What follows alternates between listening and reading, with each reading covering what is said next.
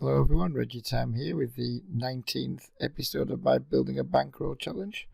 Hopefully with a more upbeat episode than the last one, which was possibly one of the saddest videos I've ever made in terms of how depressing the tone of it was. Well, depressing is the wrong word. But given how low-key the general tone of it was, so hopefully we're going to produce something a little bit more positive this session. Before we get too far into it, I'd just like to encourage anyone who hasn't subscribed to the channel to please subscribe. If you're enjoying what you're seeing with the videos, please hit the like button. Please do make comments on anything you've seen, anything you questions you want to ask me, just basically anything at all. I love interaction with people who watch my videos, so please do get involved. I'm trying to grow my channel. Not for any other reason than just pride, I think, more than anything else. I just like to have lots of subscribers, like to put videos out without spamming and get decent views, 200, 300 plus views. That's kind of the goal for next year. We're going to start building towards that now by making these requests at the start of videos and then cracking on with the part of them, which is playing some poker. So I've played approximately, how long tonight? Been playing for 2 hours since the start of my session. Just started recording now because the tables are just starting to die off slightly, and I kind of want to keep going. I want to keep my grind going and not just quit for the night. So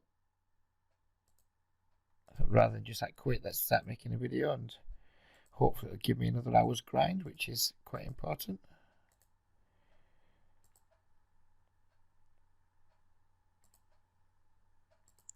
Especially when you're buried as much as I am this week.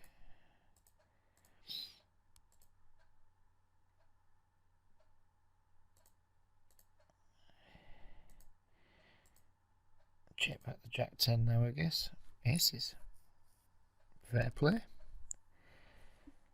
Tonight's session got off. It just basically continued the 4 sessions that had gone before it, which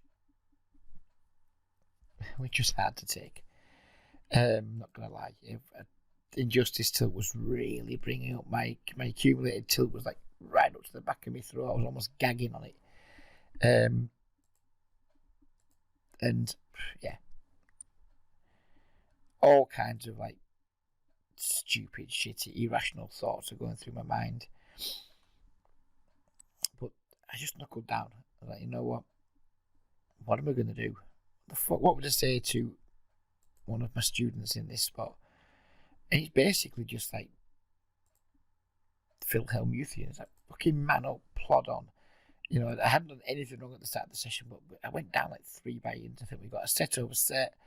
I think we got it in set versus pair plus. I think it was 6-7 he had, and he had a pair and runner on a straight draw. I think he had 6-7 on Jack 5-6, something like that. And it was I bet, he raised, I jammed, he called, and he got there with his runner on a straight, and then someone made another hand on me by getting there on the river. Anyways, the shot was I was stuck 30 quid in probably 25 minutes, and I was fuming, absolutely fuming. I'm not gonna lie. That's when I just gave myself the pep talk. We'll man up, stop being a dick, stop being a fucking sulky, whiny fucking baby. I knew it was tilted when I typed something in the chat box, which I would never normally do, and it was something along the lines of, I'm getting tired of Sky rewarding something or other. What was it?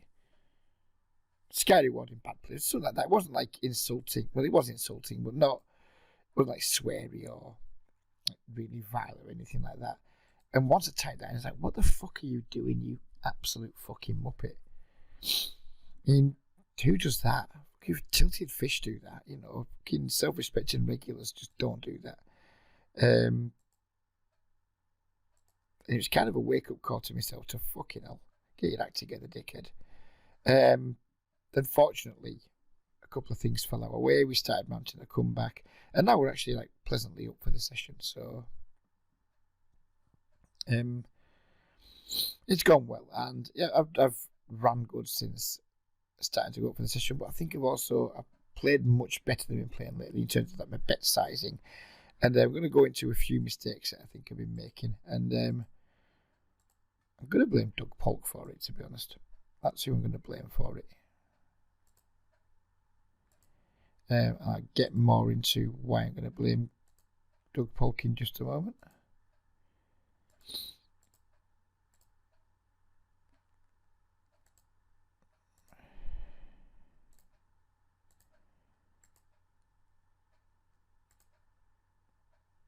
This is just going to go chop against GPC, but you never know, we might win. No, big goes chop. Yeah, I was looking back over some hands that I've played and just trying to think back over how I've been playing and what I think I've not been doing well and things like that. I've been checking too much. I've been checking way too much instead of betting. I've been like checking to pre-flop raisers, waiting for them to bet, which is typically it's a good strategy. I'm not sure it's a great strategy on Sky because these games, I think one of my poker pals said this to me, and let me just finish off with this 2 hands that we've got here. So we've got the 10-9. Guess we have to call with. Let me get beat by the 10 king.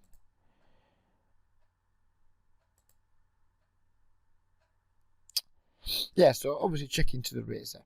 It's totally standard poker play, but it just doesn't work that well on Sky because people are so fucking like passive. I think one of a friend I've been talking to for about poker now for about maybe a good 18 months, 2 years. He described it best when he was talking about players at the casino, and these Sky games play very similarly to it, and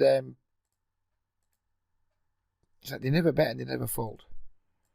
So when you're in games where people never bet and never fold, you should be doing a lot of betting yourself, really, and not be like checking to raisers and letting them like do like betting for you and what have you, because it just doesn't fucking work.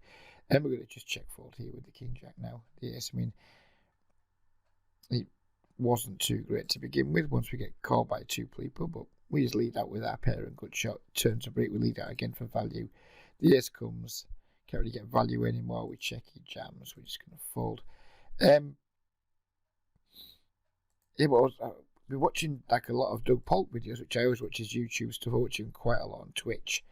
And don't get me wrong, obviously the guy's a fucking awesome player. Not for 1 second trying to say he's in any way anything other than awesome. But he plays in games that are like much more aggressive than the games I play in. And they have a particular dynamic because of who he is and how people want to outplay him constantly. And, so we create, just his presence at a table creates aggression that just doesn't exist at Sky. Looks like we're going to do really well here with our set. Oh, we're going to hope we are anyway. Wow. I hope we're not set oversetted, but if we are, well, just fuck our lives. We are in no way set oversetted. Wow. I'm glad that's happened on video because that's just what's been fucking happening lately. We get a guy to like jam it in with like 1 pair, no, like queen kicker versus our set, and it just goes like bing bing. Now what was that pot? I mean, it's a £21 pot. It's not to be fucking underestimated. That it's just 2 buy-ins there, just flown completely out of the window there. In a situation where we got it in versus someone's literally drawing fucking almost dead.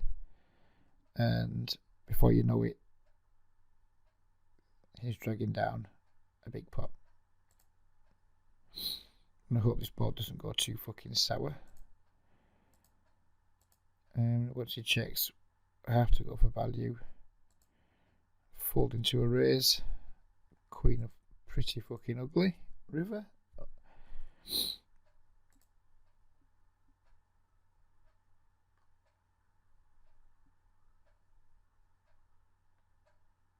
So yeah, anyway, not going to whine about bad beats. I've done enough of that in the last video in a bit.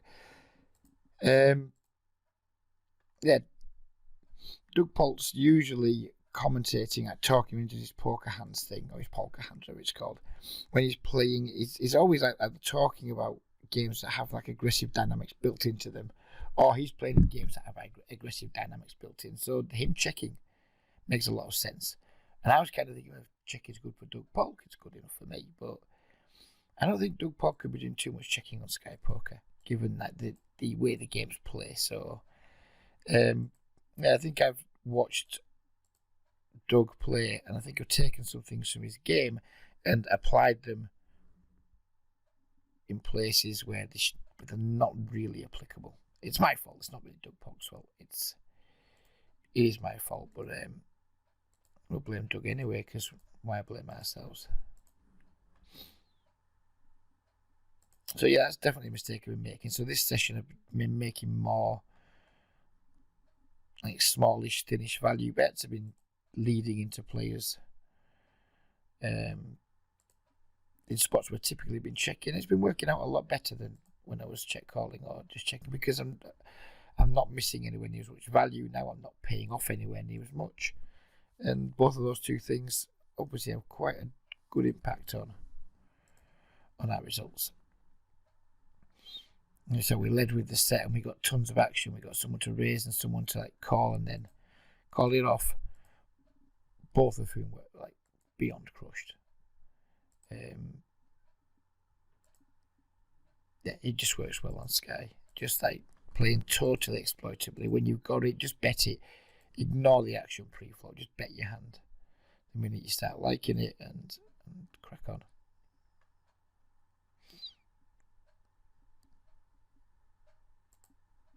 Try and keep pots small when we don't like our hand too much. For 20 pence we have to call. Good flop for our sixes. And again, because I think Bond's going to check back a lot, I don't want to give too many free cards to Nancy, so we're just going to lead out with our sixes. If we get called or raised by Bond, we'll start proceeding with extreme caution. But again, I wouldn't expect Bond to just like auto c-bet hands like Jack 10 and stuff like that, so we can't really check call with our sixes. So we just bet for value, hope Bond folds, and hope Nads comes along basically. But once we get caught in two spots and the King of Hearts pops down, then it's going to be game over for us.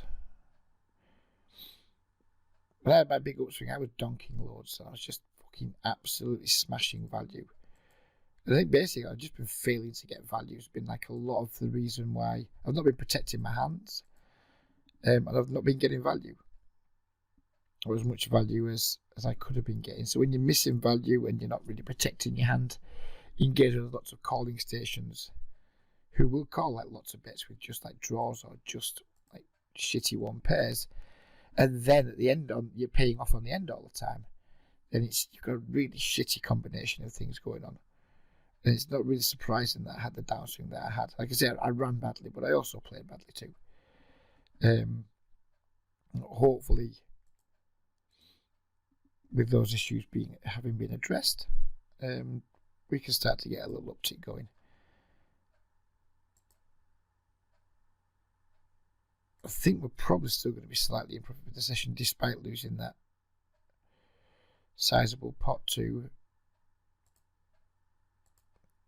Nads, who's left now, because we didn't lose that much in that pot. Yeah, we didn't win the 200 big blind pot, but it was a three-way pot, and I think both the other guys were in for a reasonable amount each. So it's not like we lost like the full buy in there. Given Germany and Danny are in the pot, I think we're going to call with our 5-4 suited. I hope it's Sensor doesn't put another raise in, because I kind of want to see a flop as cheap as possible. To Queen 4-8 wasn't the flop we were hoping for, though, so we won't be looking to put any more money in this pot unless we get a free card and it improves us, which it doesn't. So, and this is another thing that I was doing. I was kind of making way too many probe bets in pots that had checked through on flops, and then just getting owned by people who were like passively playing better hands. That's another mistake that I was making way too often. Oh, the flop's checked through, so I'm going to now going to value bet my second pair or whatever. And then I was getting owned by top pairs and over pairs and pocket pairs that were bigger than my pair. Oh, lots of times. I mean, look what the fuck has just happened there. Yeah, these games just play so fucking weird. And you just got to do your own bidding most of the time. But don't go like super thin versus like weakness. Don't take weakness for what it is, basically. You see people playing weak, so you think, oh, I can take them off the hands, or I'll turn my bottom pair into a bluff, or my second pair into a bluff, or not even into a bluff, I don't know, just betting just to win the pot with it or whatever, deny equity, all these things. Or you can say sometimes people will fall better. Kind of basically doing a fair chunk of like merging and what have you, and it's just not good. It's amazing how far your game can move away from its A game. Considering like I'm clearly a big winning player in these games when I play my A game. But it just goes to show that you're like B- and C game. You know, you're not that far away from just being a losing player in these games. And you know, undoubtedly over the last 2 or 3 days, I've been playing moderate break-even losing poker, which when you add that to running like the fat kid on sports day, then all of a sudden it can be a fucking dreadful combination. So it's reiterated to me just how important it is to make sure that your game is on point as often as possible. Because if it isn't, I don't care how soft you think the games are, you're going to get punished. You really are going to get punished, which is kind of what's happened to me. I finally had a look and thought, what's the damage been? And from my high point, the total downswing's been like 260, something like that. It's been brutal. It really has been brutal. I'm going to lead out with one up flush draw here.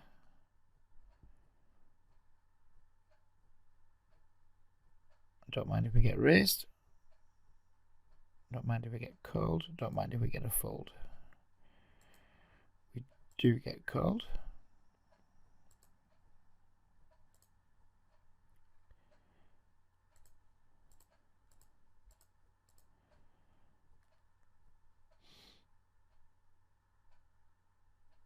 Yes, we've lost. I think it was about 260, so we're miles away now from moving back up again.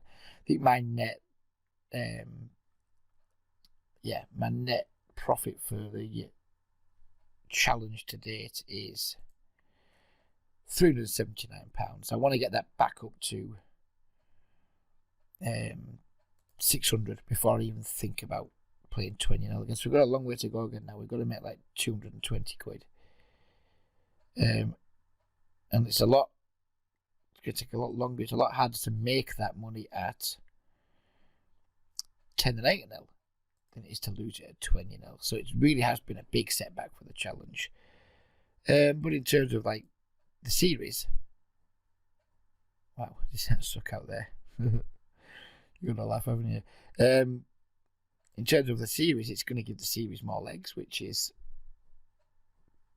like, I guess it's pleasing for like what's going to end up being the final content. But in terms of just getting the challenge completed, it's been a major setback. Still, making £380, £379 in a month at the micro stakes. Still, it's a good, retrospectively, it's a good effort. If you said to me at the start of the challenge, I think it's about 4 weeks, is it? A month, something like that. If after a month you would have made 379. I would have took it. Unquestionably, I'd have said, yeah, you know what, I'll take that. He just shows he likes to see bet. He's one of the guys who does see bet a lot, so we might go for a check raise here. Because we have the FD, as my mate Doug puts it, and he just see bet too much. It's going to be a pisser if he 3-bets us, but we can definitely call given how much equity we have. The gut shot on the FD.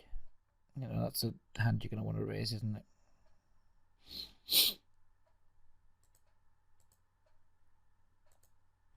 If I take a drink of a pop.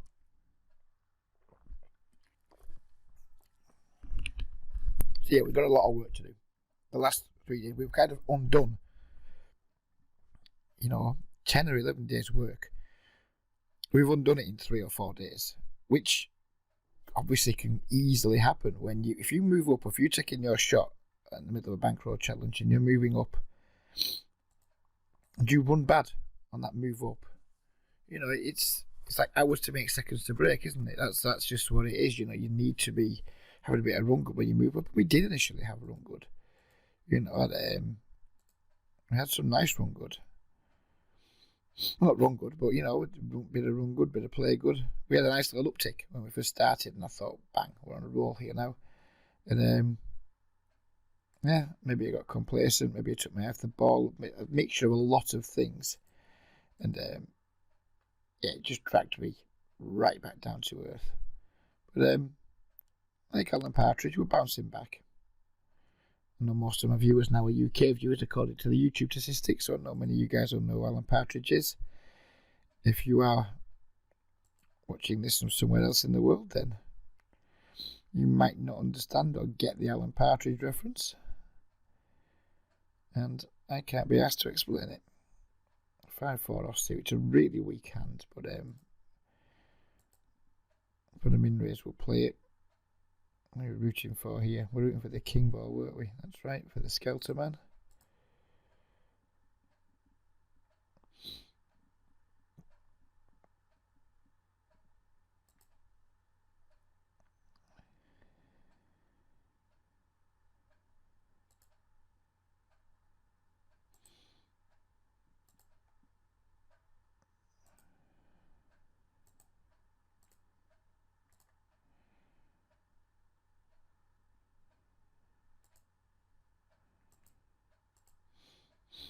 And raise the FD on table 3, given that someone just made like a really small donk bet.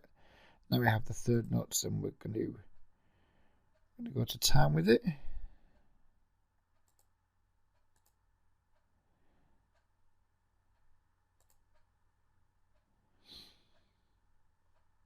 And then we have the pocket aces up on table 1. Which again, it's a really good flop for us. We're just going to hope that Johnny's in some way connected, or he already has a pair of some description, and just go with our hand. His min raised us. I'm not excited by that, but he's going to call, and if he's got any bluffs or like too thin value in his range, we're just going to let him continue betting with it. If he's got a set, well, he's got a set. That bet's too small. We need to just jam now. Hopefully he's got 10x pocket jacks, something like that, and not the 5s or the 3s or the 10s. He's just got the 6s. Nice. I guess our call on the flop was what got us paid there, which is why we go for the call and not just to get it in. The board's so dry, it's just way more likely as raisins with a made hand than it is with a draw. It's because of the lack of draws that are out there.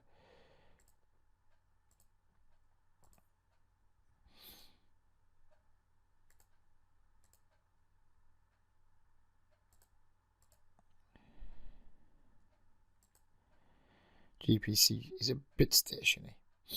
Once he calls and we don't pick up any extra equity, we're kind of done with it. Don't know anything about Mongo, but we are deep, so we're going to call once. Play a turn.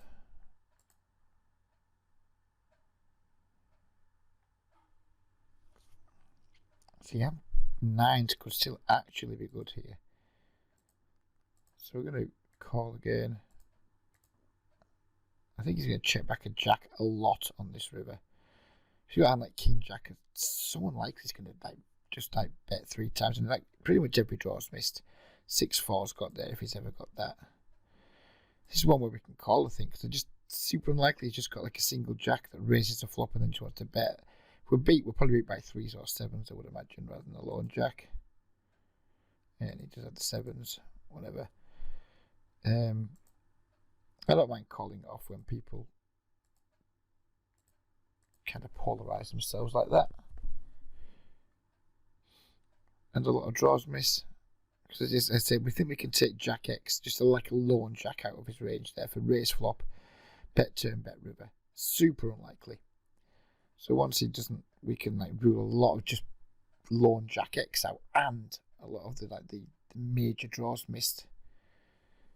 And I think we can start thinking about kind of seeing it's either missed draws or sets. Sadly, this time he had the set, but barring folding the flop, which didn't feel too good to me. I'm not too unhappy with how I played that hand. Sometimes I can lose a pot and be happy with how I played it, and just whatever, just get on with it. And other times I lose a pot and I'm pretty disgusted with myself. That wasn't one of the times that I was disgusted with myself, because we thought it through. We came to a conclusion, and he had one of the hands that we thought he might have had, but whatever.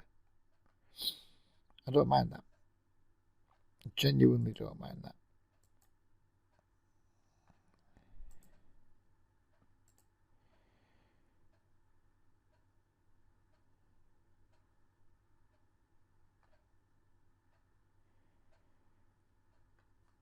Mongo 229 is at 210. So it looks he's not tagged. Let's see if we can find him in the lobby and get some reads on if he's irregular or not. Mongo 22 should be enough to find him. And he's playing 3 tables, 130-0, 210-0. Strange combo. But I think we can mark him as an orange, given that he's 3-tabling.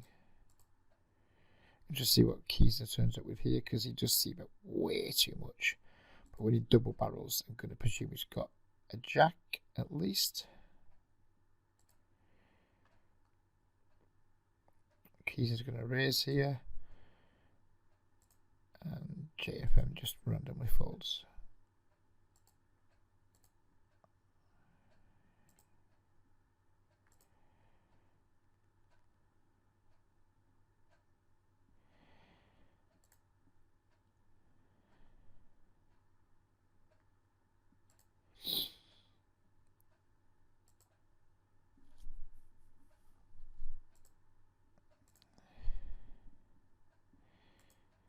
I'll lead out here with my 10. Basically just trying to set my own price rather than check call a larger bet. That's all I'm trying to do. Rooting for the queen.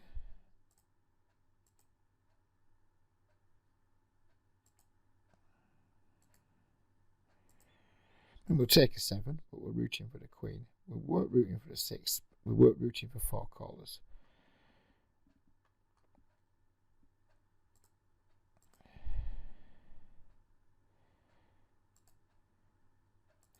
We weren't rooting for someone to donk. Basically, everything we weren't rooting for just happened on table 4. I'm going to keep betting our top set against GPC.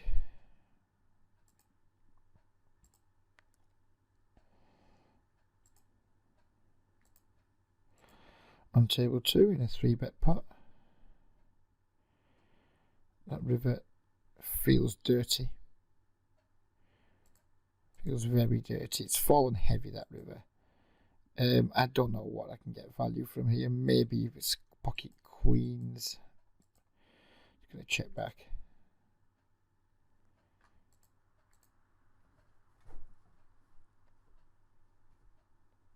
Just really hard to get value on that river. 3 flush, 4 straight board. Yeah, there's a very good chance our jacks are still good, but there's just not that much chance that we can get caught by worse. This GPC probably needs to be an orange too, to be fair. He only plays 2 tables, but he's certainly not green. He's not a green tag.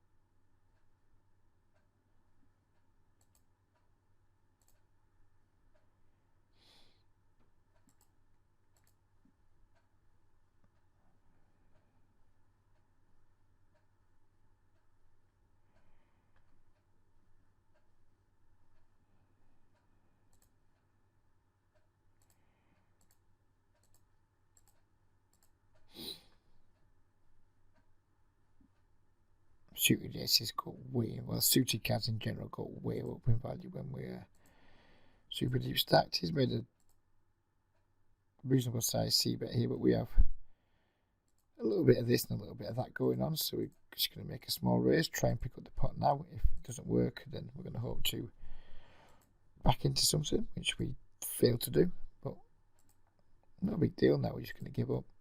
Maybe we can hit an ace and be good sometimes. I think he's most likely holding his a queen here, given his bet call flop. He's just like checking down from the jack. I'm not going to try and make him fold it. Ace king.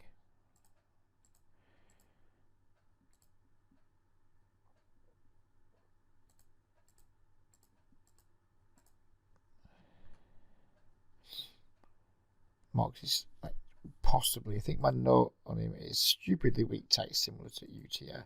I've never, well, not never, but he's another pretty damn moderate regular that just checks way too passive and weak tight. Seems like really quite shit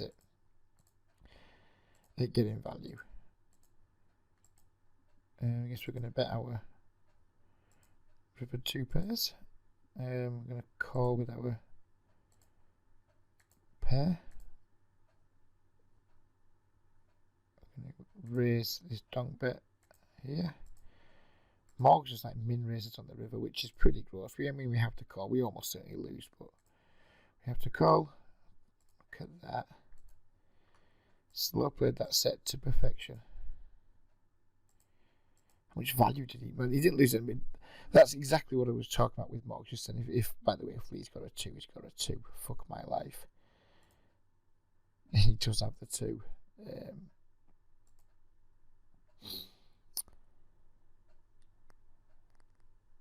Yeah, not really sure what to say about that.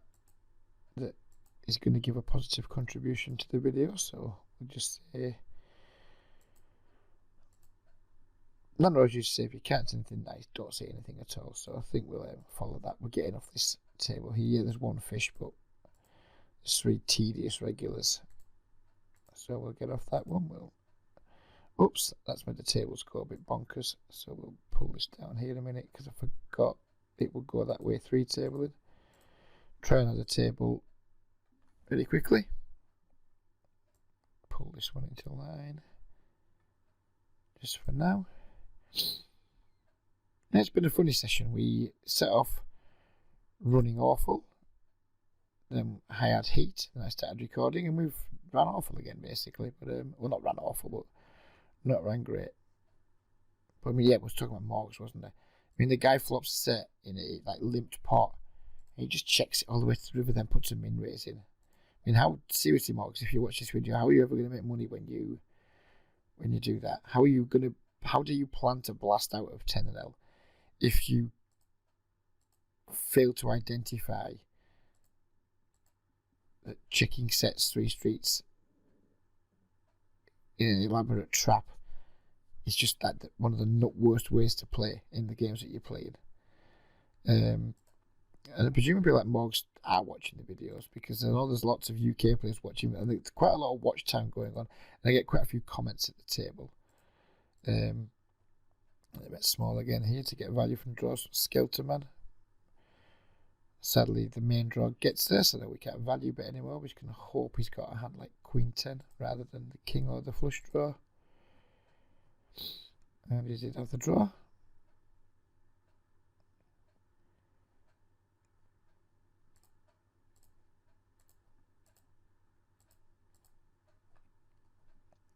What's that star? I don't recognise him. Doesn't seem to be doing very much though, does he?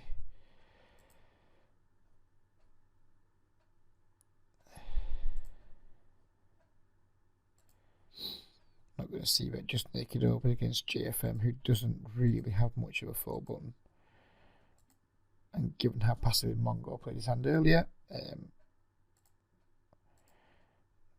think I butchered this. I think I should have almost certainly bet the turn. Who knows, maybe we could have got Mongo off his fives at some point. I doubt it, because even if I bet the flop, he calls with his fives and I give up, so. And he kind of sleepwalked through that hand, which is disappointing. But I don't think we got too badly hurt by it. We have to call with the Queen 5. We know we're behind, but what can we do? We just have to hope to spike, which we do. And we're not going to slow play. He's going to lead straight into the guy who raised us last time. Obviously, he's got pocket fours or Jack Queen. We're in trouble. And sadly, both players fold, which I didn't expect, to be honest. It raised and someone calls on the flop. On Sky, you do not expect your turn leads on, which was a brick, the offsuit 5 to total brick. You don't expect your turn lead on a brick to garner 2 folds, but on this occasion, sadly, it did.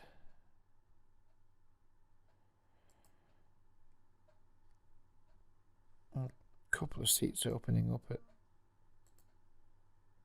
some tables. Try to decide which one's best. Well, one is just about to join one, and one of the likely fish quit, so that one's not going to get joined anymore. Let's see if there's a good seat at this one.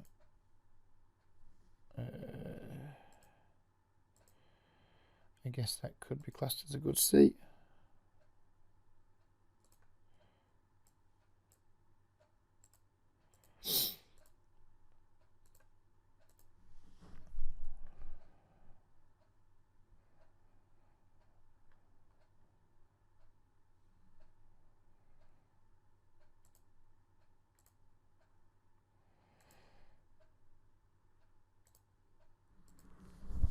Go with the squeeze against Sen's Sword. Don't really want to get 4-bet my Sen's Sword, but Ace Queen's obviously way too strong to fold. To just flat with there when Blue Bowers calls. Sadly, we pick up 3 callers and completely brick, so we're just getting the direct odds to just call here for this 119. We're going to hope it doesn't get fucked up and have somebody like raise or something, and then we just have to like throw our hand away. But I mean, the likelihood is we're behind here. We're going to need to hit for sure, and I'm going to want to hit the Queen, I think, not my Ace. I think Ace is going to give some people some 2 pairs, whereas my Queen might just give me a straight winner. But sadly, we don't get there. But we do get the enjoyment of seeing what people are calling 3-bets with. So there's always that. Jack 10, 8, 9, deuce 4. There you go. There you go. We 3-bet and we got called by whatever the fuck it was now. But basically 3 terrible hands for 3-bets. So yeah. Again, try not to be too negative.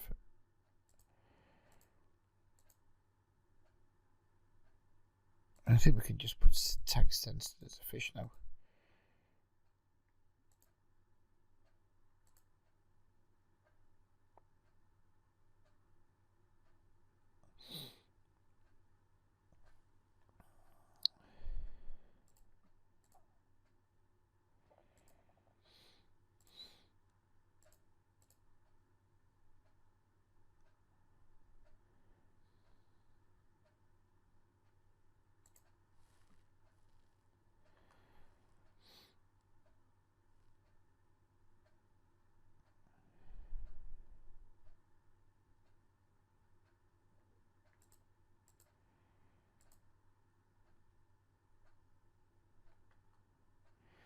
Aces alert, table 4.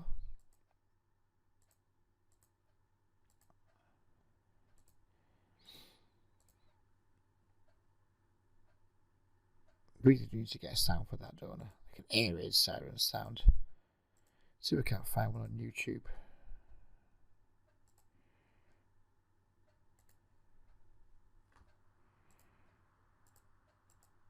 I can play the sound every time. Every time we have a hand that we want to alert people to. Air raid siren sound effect. Let's have a listen.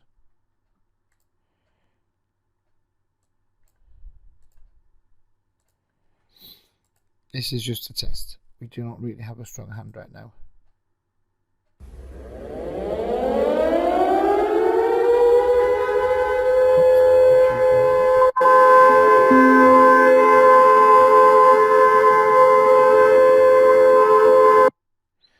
That'd be annoying as fuck, wouldn't it? If I played that to you all the time, every time we had something decent. Just do this. Every time we get aces. Just to wake you guys up.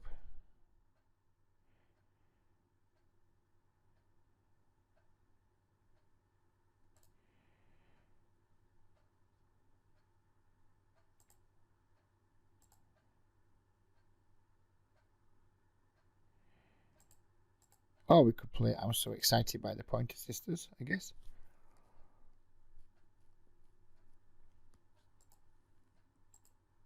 Which would be much less annoying, I think.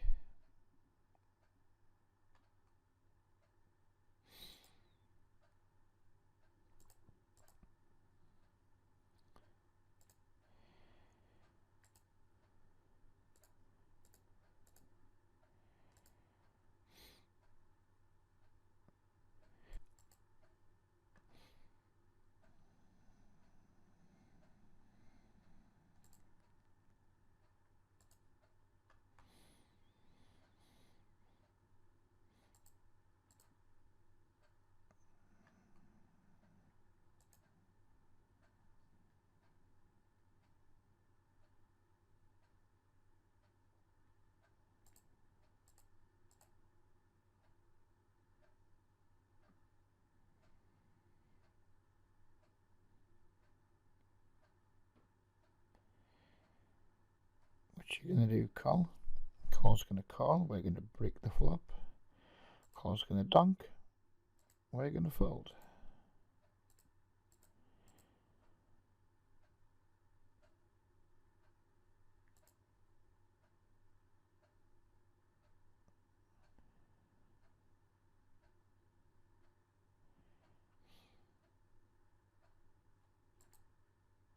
Not a great flop for 2 sevens. Just gonna check fold them, I think. We're not gonna check fold them for 20 pence.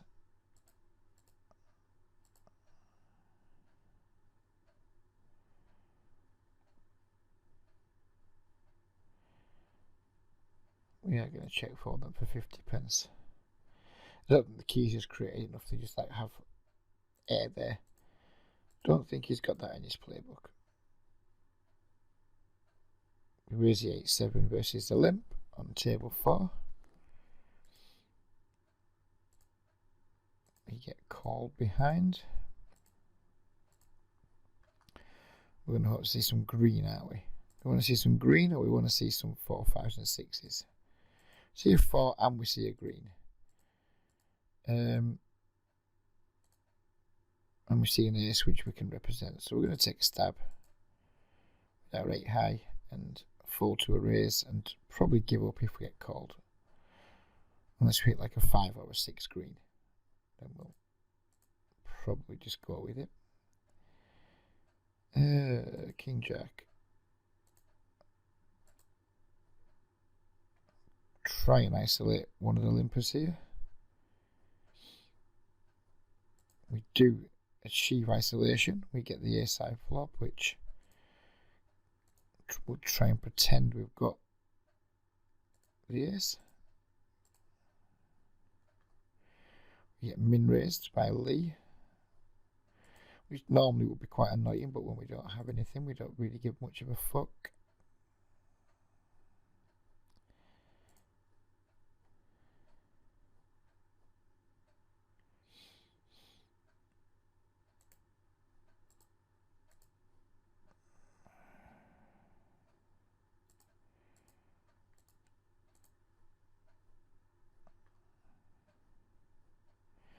Looks like our king's no good on table 4.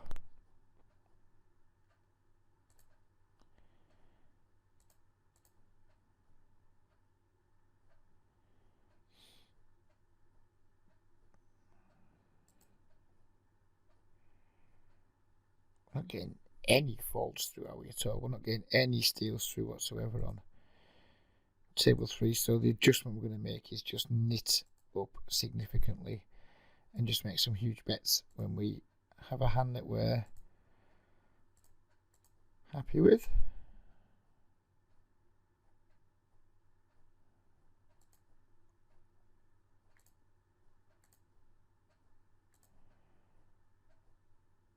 There's a river value versus Lee. Get called, which is nice. Raise the ace for value on table 4. Get the fold.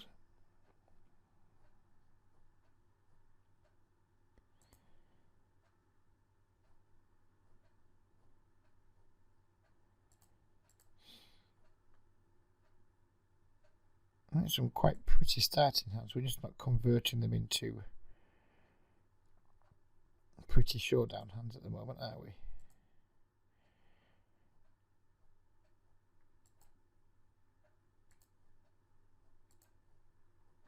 Two overs and some backdoor stuff against call means we can bet the flop. I'm not going to barrel the turn on that brick.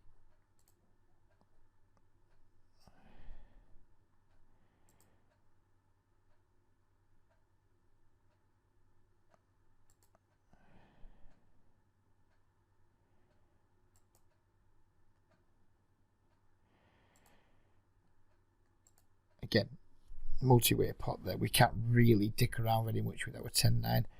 Facing like a small donk bet heads up, we would have raised with 2 overs and backdoor straight draw, but we have Morgs and we have the keys are behind us. So again, we're kind of hamstrung by virtue of being multi-way, which is a constant chore on Sky when it comes to trying to win pot without showdown. It's quite an art form trying to win a pot without showdown on Sky.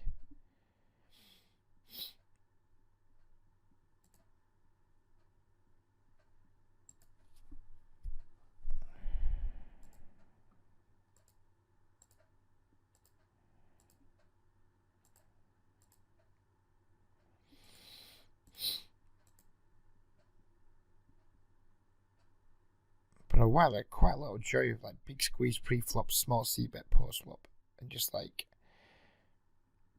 getting a good return on my investment. And for some reason I moved away from that. I think maybe it didn't work out well for a short while and I lost a little bit of faith with it.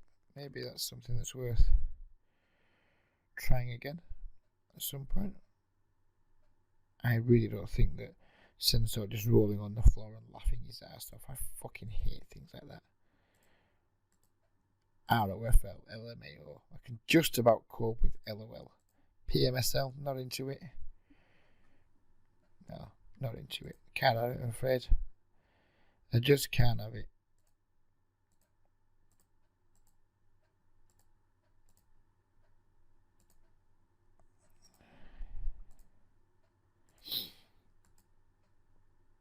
I'm going to keep betting for value from a 7 here against Lee, knowing that we're owning ourselves against 10x, but hopefully getting plenty of value from 7x and worse.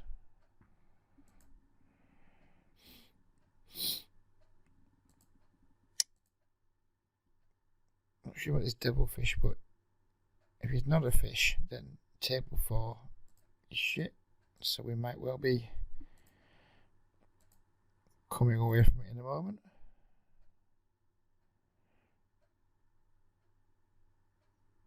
I haven't seen much from the devilfish.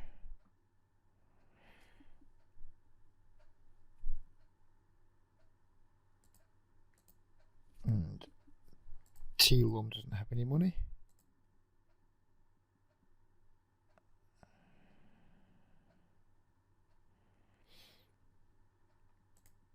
Let's have a look, Devilfish. How many tables are you playing?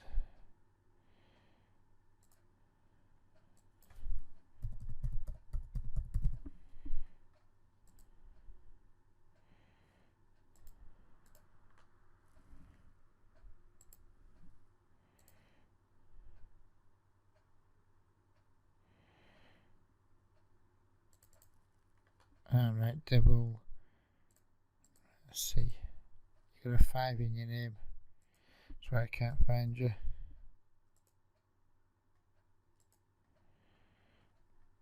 He's playing one table. He's been rigged for 2 tournaments, so I'm thinking he's certainly not regular. But he doesn't seem to be. It's like one of these like weak type fish, I think. So it looks at the moment anyway. Either way, doesn't feel as much juice in him, so try and find a better table.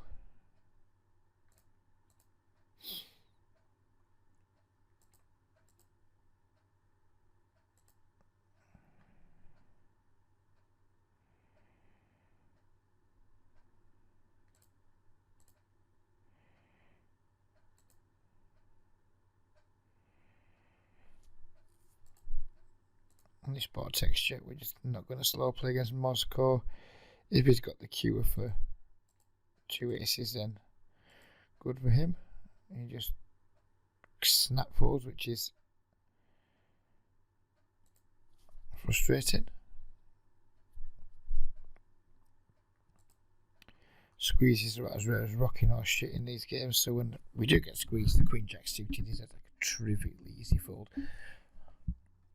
Until such a time where I think a player's out of line, and I don't see too many players getting out of line in the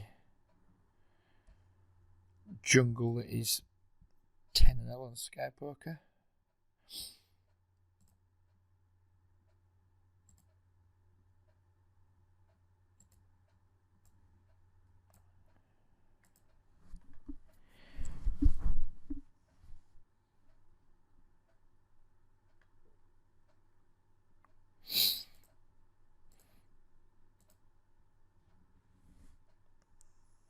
So Mog's open for a min race here. We're still going to lead out with our top pair on the dry board, just because of how passive Mog's is. We can't possibly think about checking to a guy that doesn't really have a bet button. 6-5 suited against potential fish. Let's see a flop. Get a pretty good flop. Let's see a turn. I'm less excited about my hand given the size of the bets that are going in. I think we're going to call again and probably just fold the river.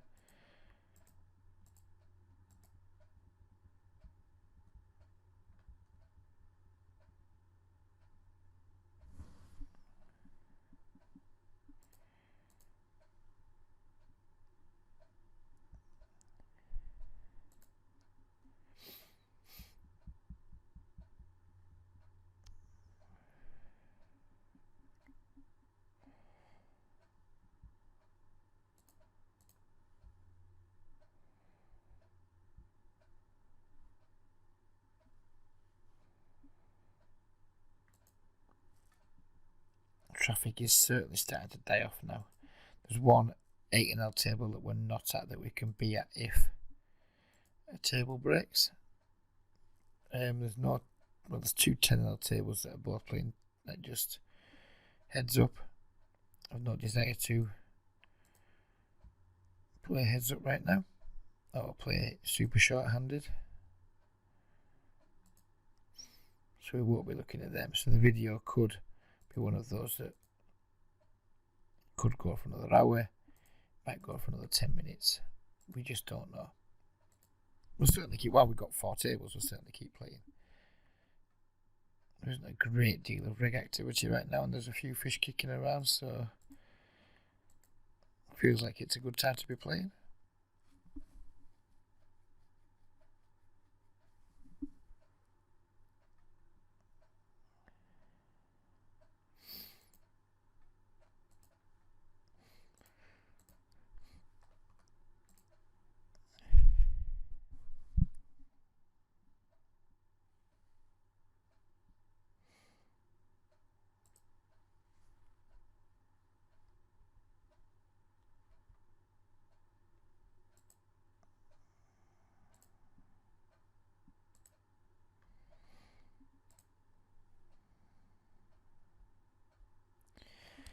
call. Just snap stacking off with the king queen versus the 4-bet, cold 4-bet. It's going to get you in a lot of pain, call, if that's your regular MO with the king queen off.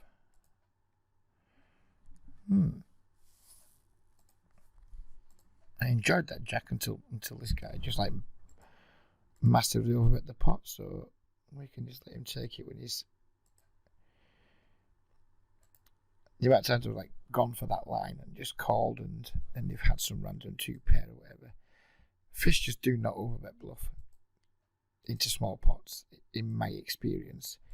It's just not something that I see happening. And looks like call's just imploded and is going all in all the time.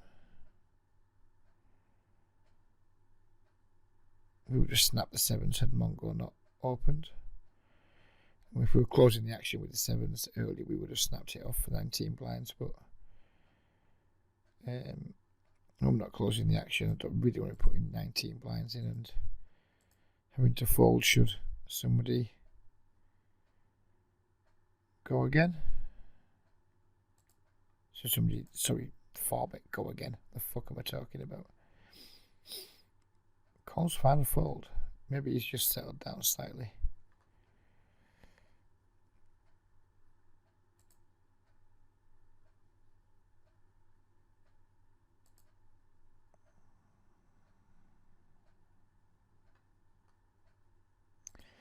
SR23, running bad, playing bad, feeling bad. Yeah.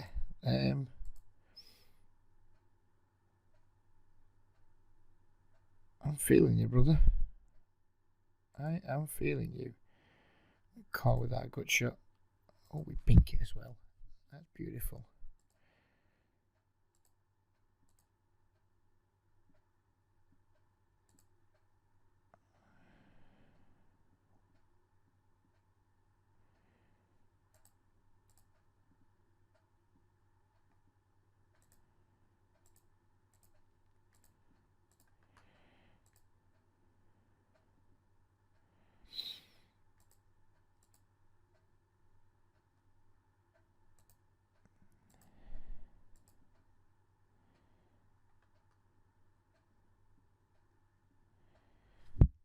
And he folds.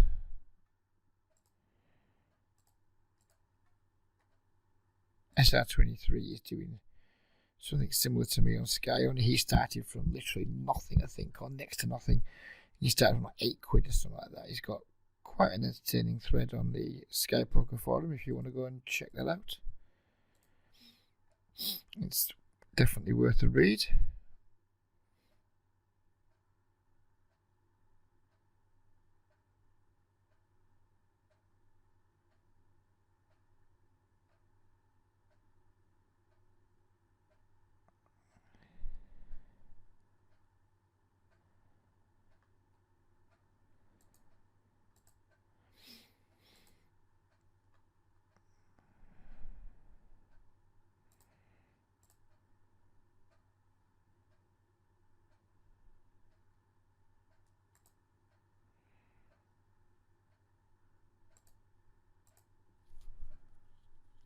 We could have thought about 3-betting the King Jack up on table 2, but SR23 is totally not into folding the 3-bets, and I doubt Nick Slam is too, so we're not going to be 3-betting them too wide. Looks like Nick Slam has the best hand here, given that SR check back the turn. Just if he raises river here, I think he's going to have quite a lot of bluffs.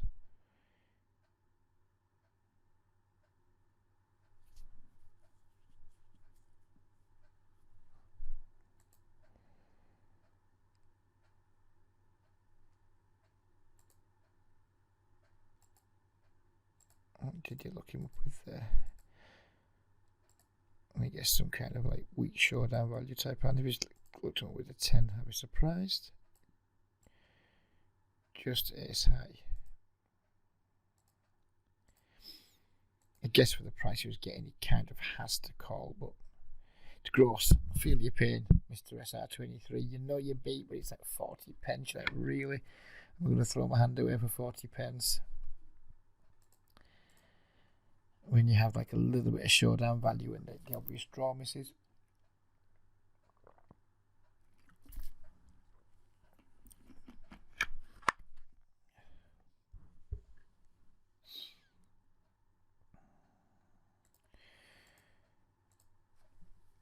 Jane's been quiet, so we're not going to 3-bet a 4x open from the small blind.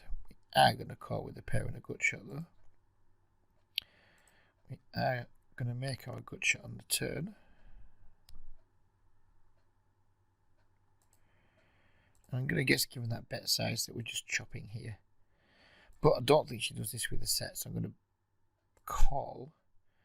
I was going to raise the river if the board paired, trying to represent a full house, which might not work, to try and get somebody off a chop. As it happens, it looks like we're just going to chop it. It looks like she's probably got ace king or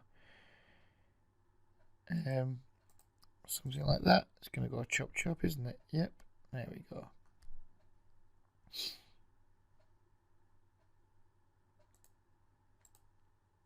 I'm not at all surprised that Jane turned up with that hand there. She's been pretty damn tight all night, and she starts mashing massive bets in, and she has the nuts. Yeah, we're not going to be making too many stereotypical remarks, but when you do see someone who's likely to be female in online poker games, who's like been pretty snug, and then they start mashing bets in, you can usually just give them that massive respect.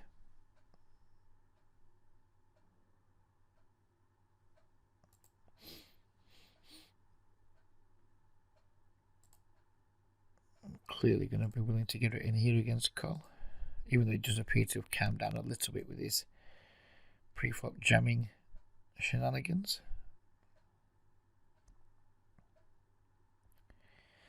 Insta-called. A pretty shitty flop, but he's going to have all kinds of crap in his range. I'm not going to level myself, we're just going to jam. I mean, yeah, he doesn't call with worse, but maybe he sometimes calls with draws, which he does. Sadly, he gets there. Yeah.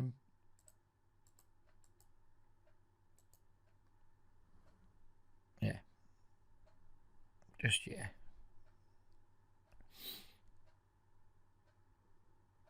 What a roller coaster session for emotions.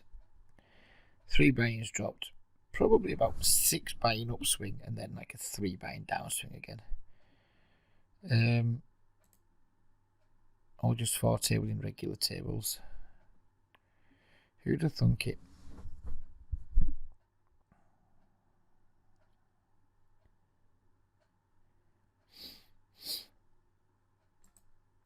It's been a pretty frustrating few days.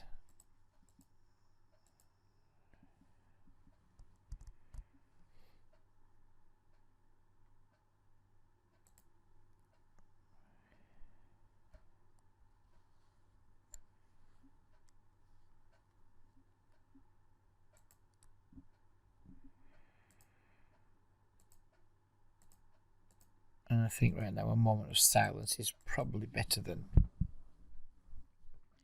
irrational babble. So we'll just be alone with our thoughts, I think.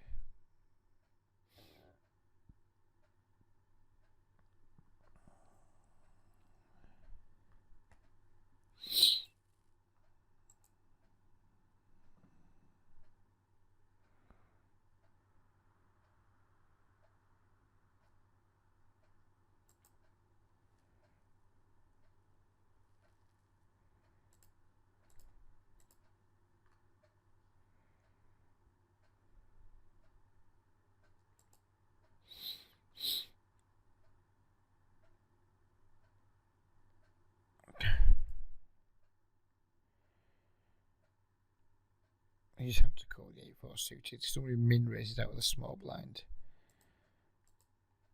bursting a limp, you just know they're going to be an absolute idiot. So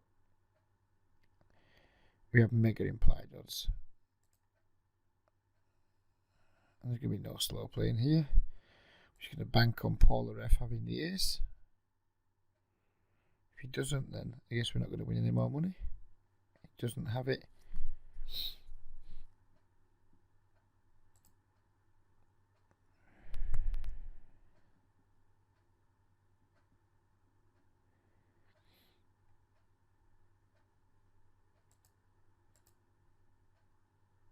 Coles might get the blue tag soon. Certainly not scared of the pre-flop 3-bet, and we've seen he's willing to do it with non-premium holdings.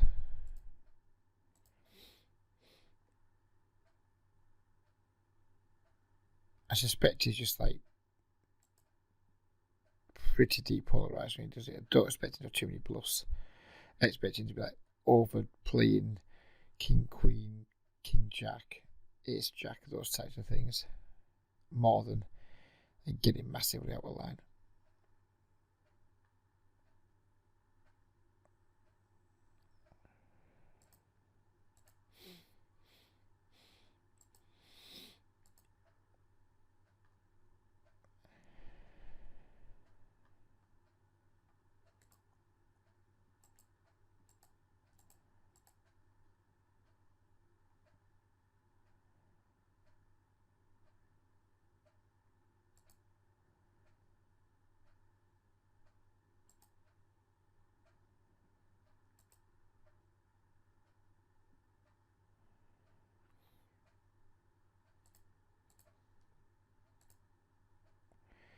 Making a bigger than usual raise because 2 fish in the blinds.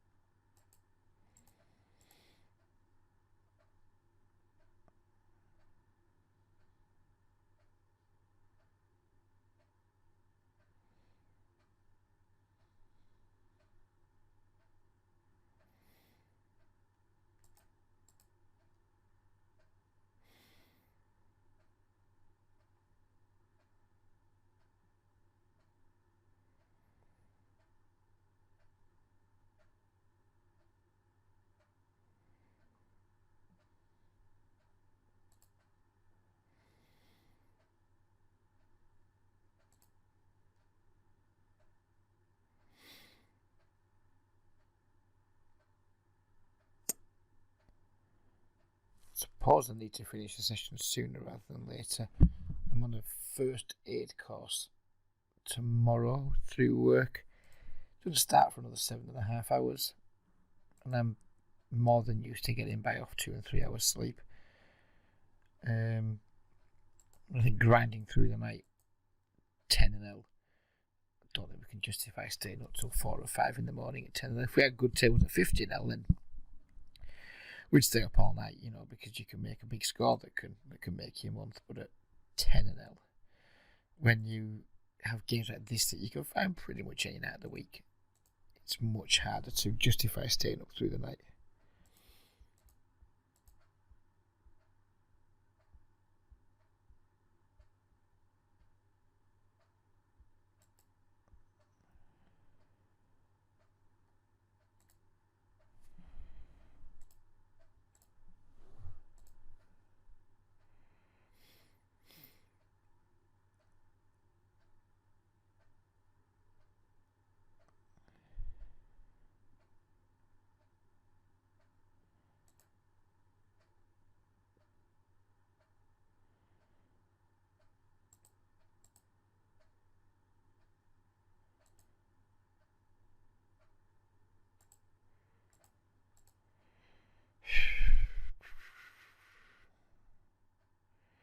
Don't trust Blood Bowl to fold the jack, so we're not going to bet.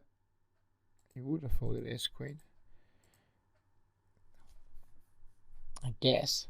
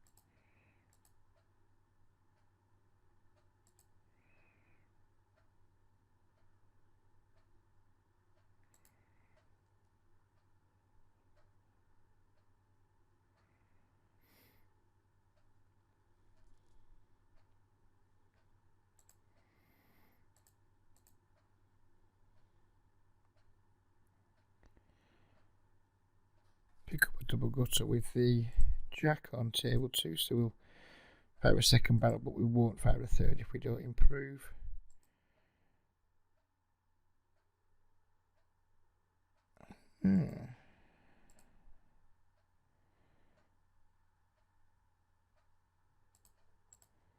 Bit of a weird spot on table 2, given how deep we are, and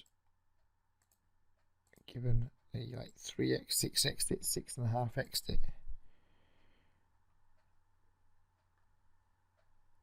I'm going to presume he knows enough about me to know that I was never bluffing there. I know that he does watch, not saying he watches my videos religiously, but he has commented that he watches my videos, so it's likely he knows that I'm just not going to be bluffing there very often. Which, if he knows I know that, makes it a fun spot for him to actually have some bluffs, I guess.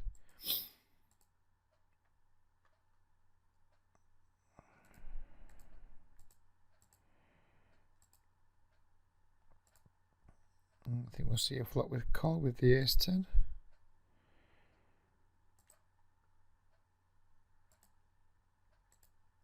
We have the ace of hearts. We are deep. We have a c-bet opportunity. Now I think I'm probably just going to empty the clip.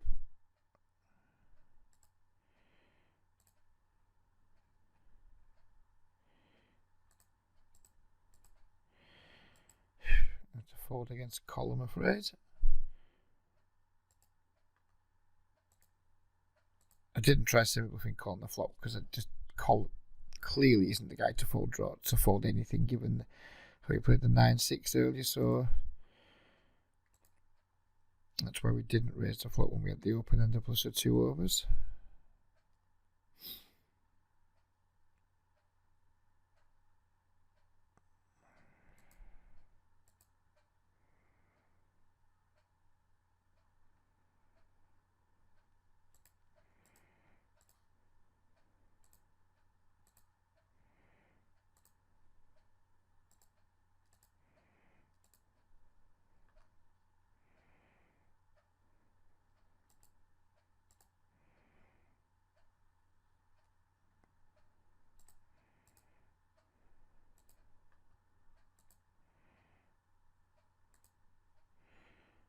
Small raise against Rimbo, where the heck his name is. Don't fancy playing 3-handed on the 8-L table, so we're going to be locking that one out.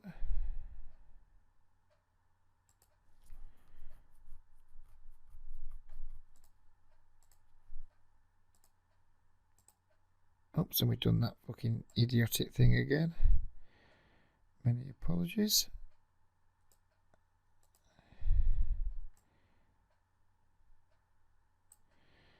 Let's see if we can't find another table. It's not looking great, but you never know. Mungo, Mods and Shanko. Nope. 8-L. Go on, that'll do. Oh, Hull Cheat, I played him last night. He's major donkey.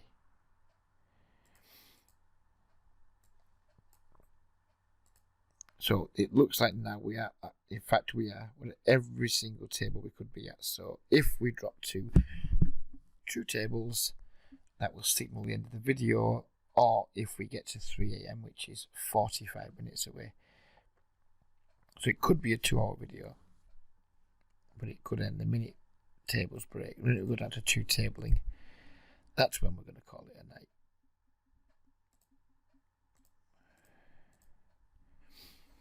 Leading with my pair plus straight draw. Pair to star raises, which makes you think he's probably got a 2-pair hand or a draw. We're getting good odds to just spike a 4, aren't we? Or a 9. Not the queen. Pair's going to pot it now, I would imagine. And then we're going to have to fold. Yep.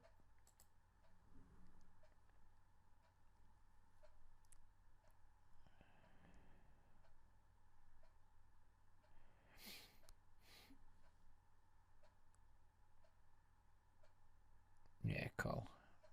What are you doing, sir? What are you doing, sir?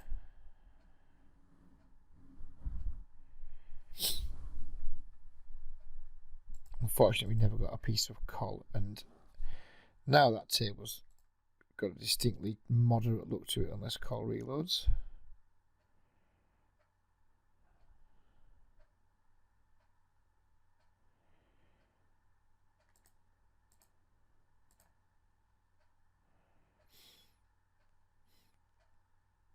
That's a queen on table 2.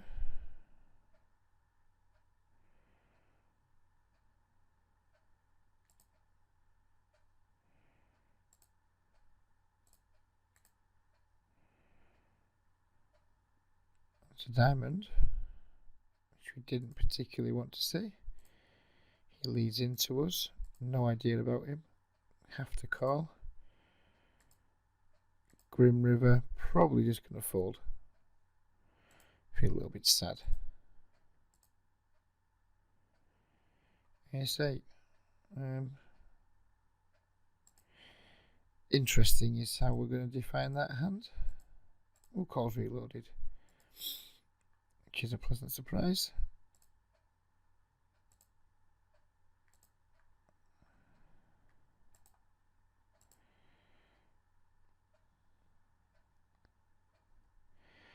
Good flop for queens on table 4.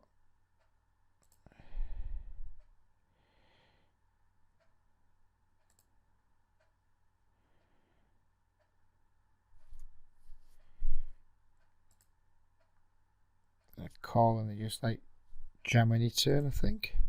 If he's got 8s full or a deuce, which I think is very unlikely, then good for him. If he's got a slow played ace or kings, then good for him as well.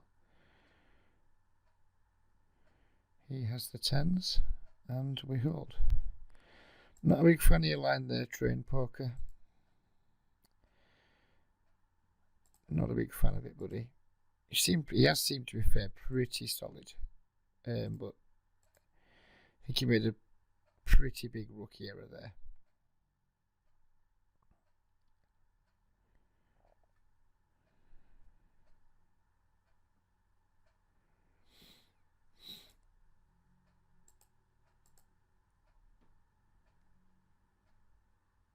And I think he just has to fold. He will check call flop, check call turn, check fold river, I think. But when he check raised we call, and when he bets the turn and we jam, you know, yeah, maybe we have got a few flush draws or whatever, but I just think you can just fold your 10s there in like these game dynamics. We're just keeping up against Hull Cheat because Hull Cheat doesn't do folding. Found that out to my chagrin last night. But because he doesn't do folding, we can 4x versus his big blind.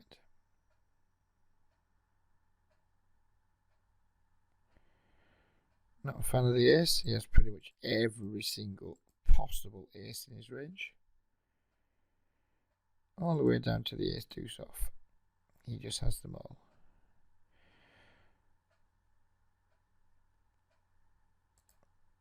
With a little bit of value on the turn, and then if he calls, just check back the river.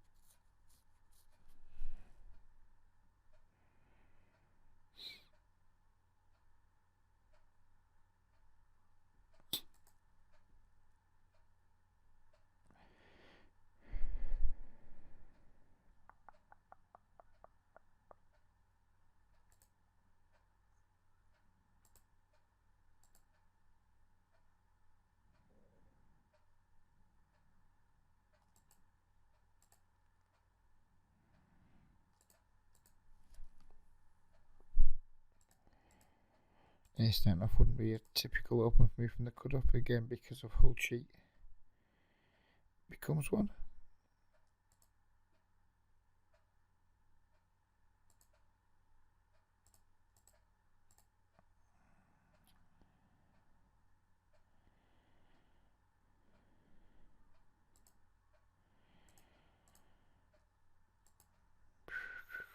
Six of spades isn't a particularly good card for us on the turn on table 4. And the 3 isn't great.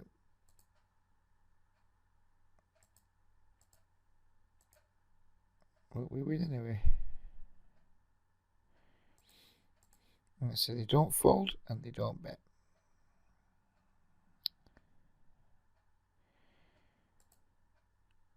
They. Not massively into the they thing. It's a very Phil Hellmuth thing, isn't it? They. Just throwing everybody into a pot and saying they are all the same. Now, clearly that's not true, but these games do play pretty much like that. And there is a large part of the population that just play that way that Grant described, which is don't bet, don't fold.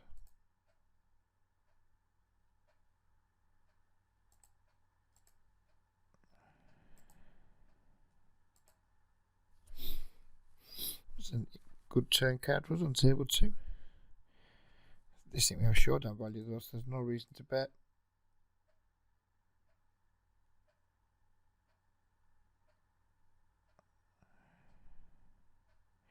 And if we don't have showdown value, we don't expect him to fold.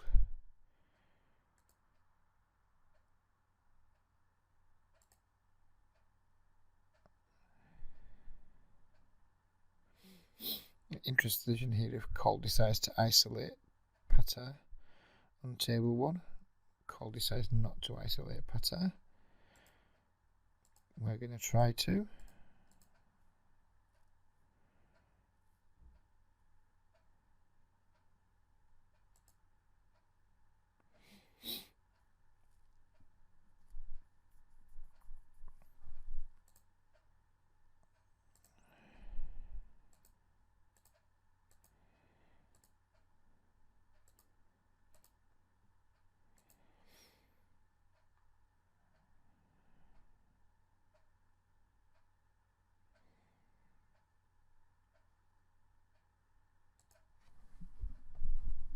By the way, if you are getting through some of these long videos and making,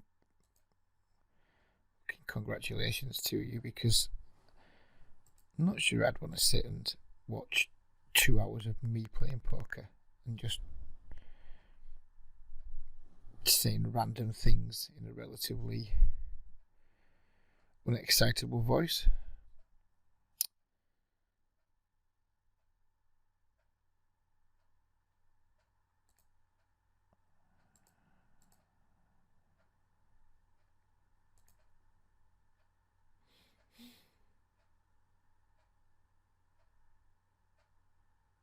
Looks like Cole's settled down a little bit since his reload. We know it won't take him much to just go off, because we saw that earlier.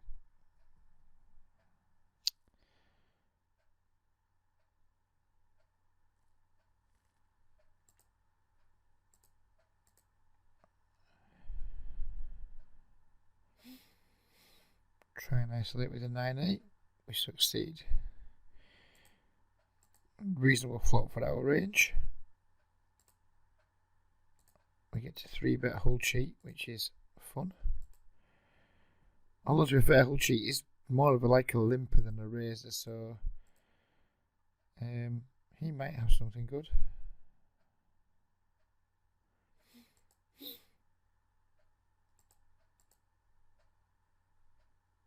That's an ace.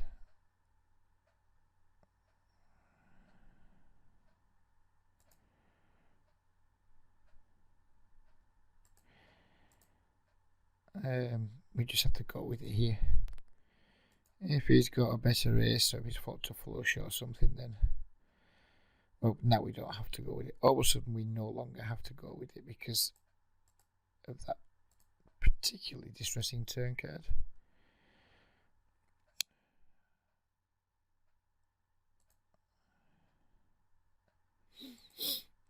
Turn card probably cost us £5.40 there.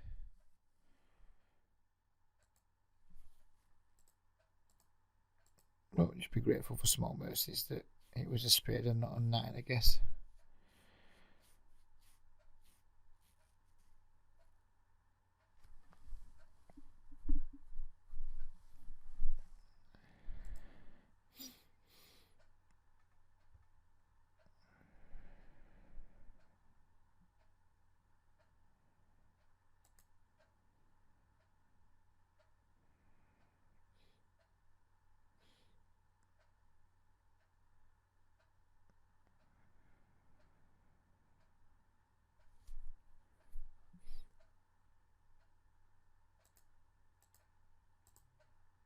Call with the A7 suited to keep calling. Defend the 7-8 suited versus Zacklow because of how deep we are. Give up because we've completely bricked.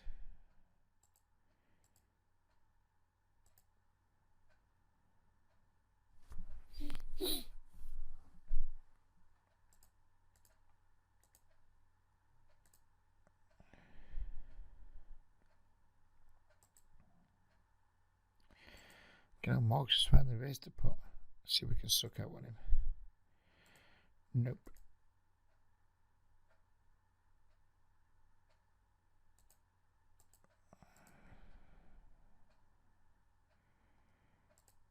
Ace high Morgs? We'll never know. Who knows with Morgs, he might have turned the king queen and decided to just not bet it. I mean, God knows what his aggression factor would be if we could have stats on him. I'm going to guess it's less than 1.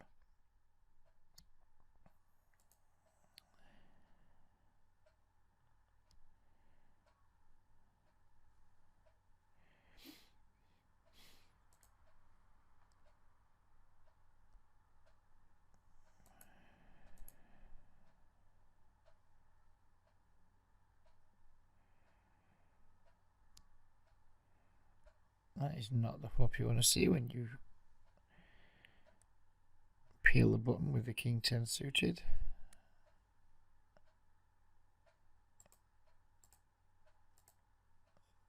Pretty reasonable turn card for us though.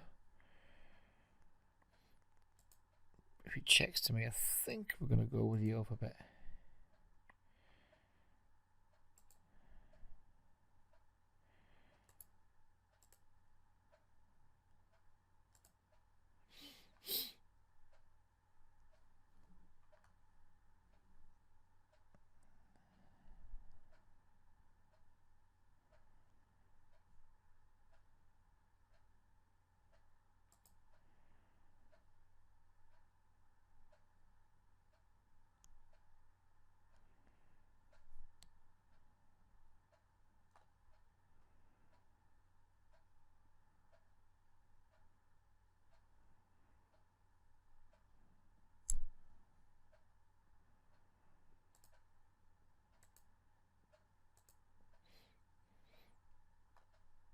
Who's joining us at table on that?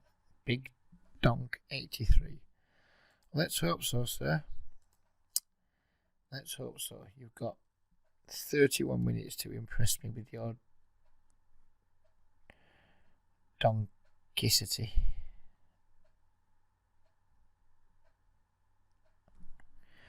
Instantly added the £4. Sat with 12. Added 4 minutes 16 and then posted. We like that. We like him posting, we like him adding £4, and we like having him to our direct right. Not a lot not to like about Big Donk 83 so far. Fraserburgh, that's in Scotland, isn't it? That's the first thing not to like about him. Apologies if that's offended any Scots there. Clearly I have nothing against Scottish people. Why would I? In fact, lots of times in this year I've kind of wished I lived in Scotland and I wished I was Scottish. I'm not a fan of the Tartan Tories, the SNP, but by fuck, at least it looks like they've got a few fucking morals. Which is more than the shout of shite we've got in Westminster.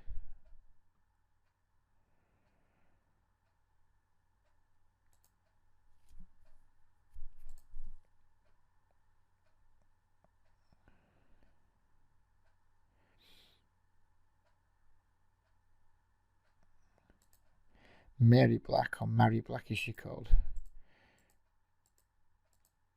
She's up there with Jeremy Corbyn and Dennis Skinner as my current favourite MPs.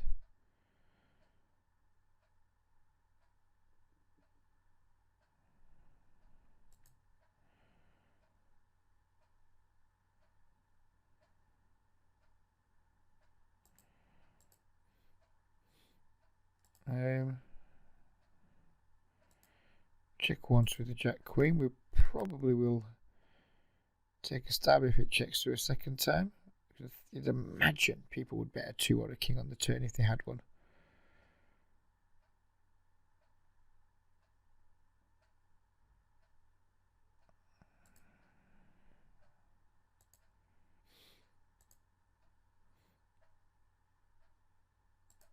It's always hard to give people credit when there's trips on board with the deuces, because there aren't many deuce X hands that anyone plays pre-flop.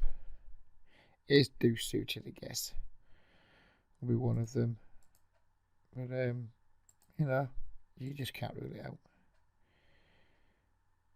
You can't rule it out.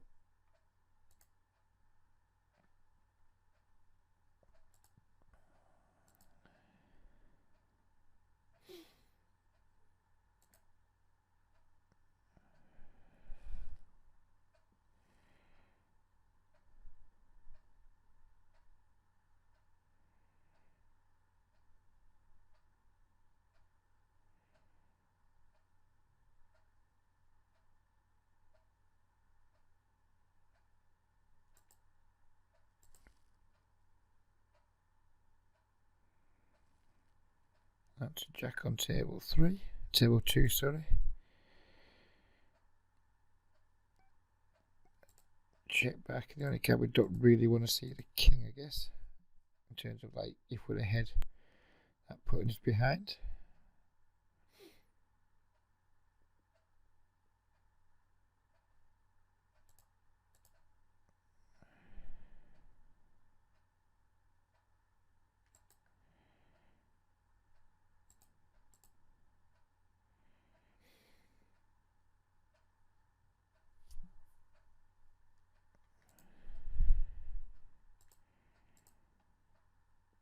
What kind of hands can I have here? I guess I can have lots of gut shots, flush draws that I would want to bluff this river with, so we'll go for a chunky bet. Hope he's just got an ace-10 or an ace-queen. Seems unlikely, but if I was going to bluff that, I would have made it. It would have been a big one.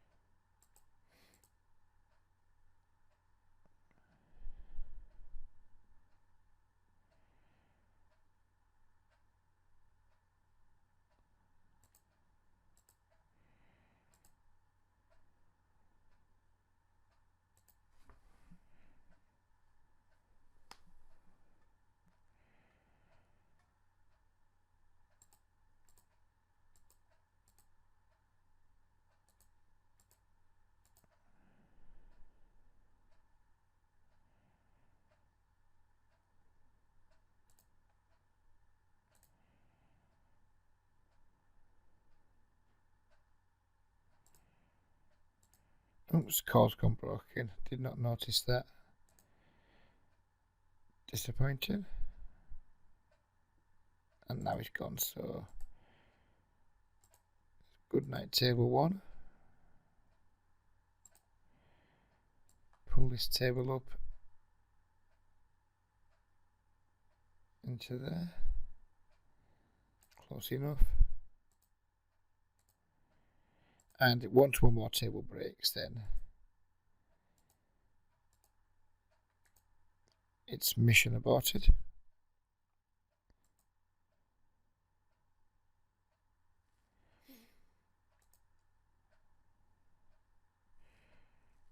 Or 24 minutes of play, whichever comes first. Table breaking or 24 minutes more relapses.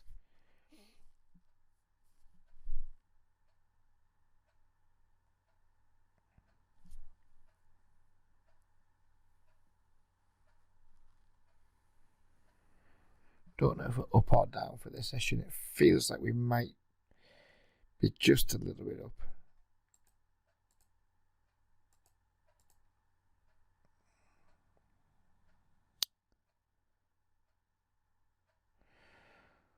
We'll bring the spreadsheet up at the end, just so you guys can see where we're at with it.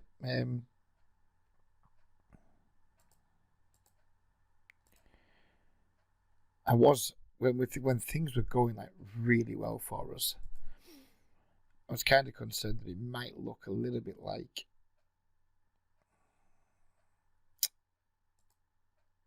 oh, that's a nice river. I was concerned it might look a little bit like, you know, this guy's just fucking making it up on this spreadsheet. He's just winning. And it was a concern to me. So even though I didn't want to lose £200 odd, at least it adds some authenticity to the challenge in terms of you guys know that I'm reporting results as accurately as I can. You know, we're going to be a few pence out here and there. But generally speaking, hopefully recording a £200 downswing or something like that will lend some credibility to my recording skills.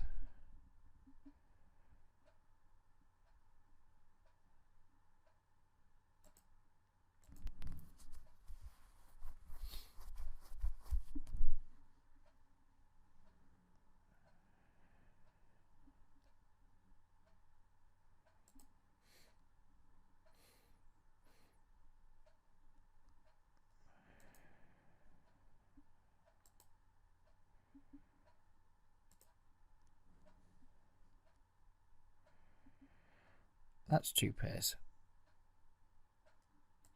That's over bedtime.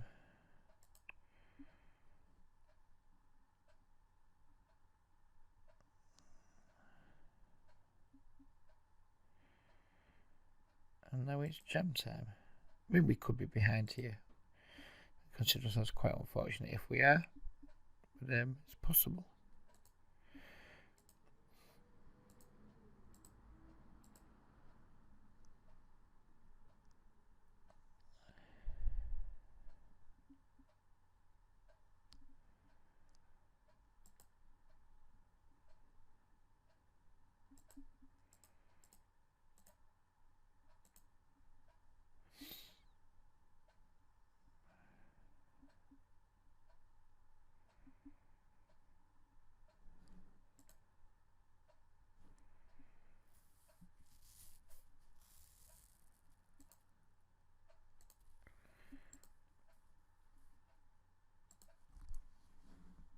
Check too quick there against this. The minute I did the snap check, again, I'm blaming Doug Polk because he does a lot of snap checking. Because I'm trying to, like, you know, do a few things that Doug Polk does, because why wouldn't you want to do that? But then that was a bad snap check. That needs to just be led, that river, you know, to prevent him checking back with like aces and things like that. What did he have? He had the Jack Queen, so he probably wasn't going to bet anyway. He maybe would have called Jack Queen off under the gun. Was it under the gun? Middle position? Who knows what the fuck it was, but either way. Seems a bit loosey-goosey, and we have to call this 24 pence. Not flush. Check back flop. Check back turn. Bet 3 blinds river. I find it hard to make money when you do stuff like that. The squeeze has gone in, and we're deep, and we have a suited ace, and we potentially could go multi-way. This could be air raid siren time. Table 3. Oh, what a waste of an air raid siren. What a waste of an air raid siren. Oh, flush draw there.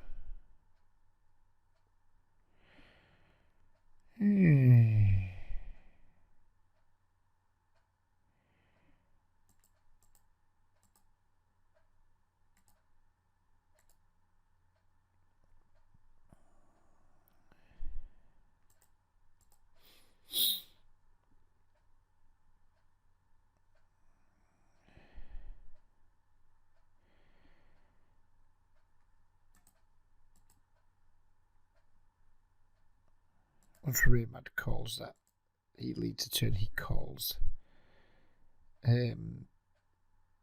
Drawing to a flush on a paired board in a multi-way pot. Didn't fancy it. Just didn't fancy it.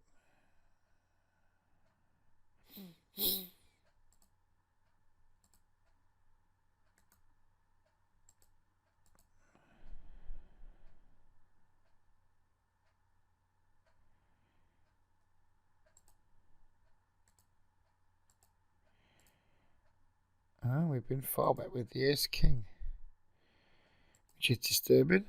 Clearly don't want to get it in here. I think getting it in here would be fucking horrendous against somebody who you expect is going to be passive. Don't want to fold though. We might just spike an ace, you never know. You just never know. We might have the best hand. We might spike an ace.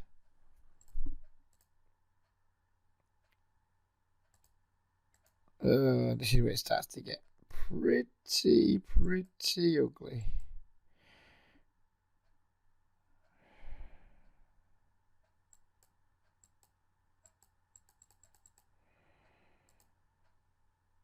And I'm just going to have to go with it, but I don't like it. No. And that's why.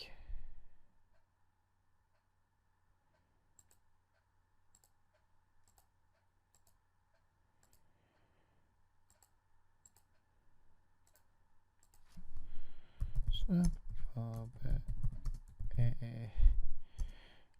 B, trap on flop. Didn't like that.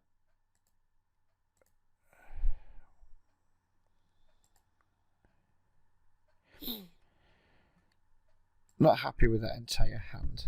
The only thing that I'm pleased about is he didn't have a fucking full stack to start it with.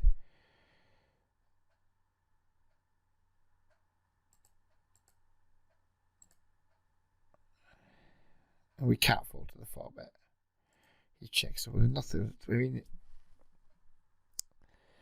it's one of those ones where it feels fucking dirty, but what can you do? The minute you 4-bet, you just know you're in trouble.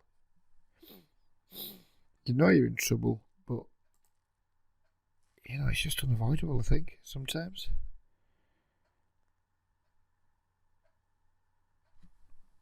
I'm in trouble. I'm going to call. I'm going to proceed with caution.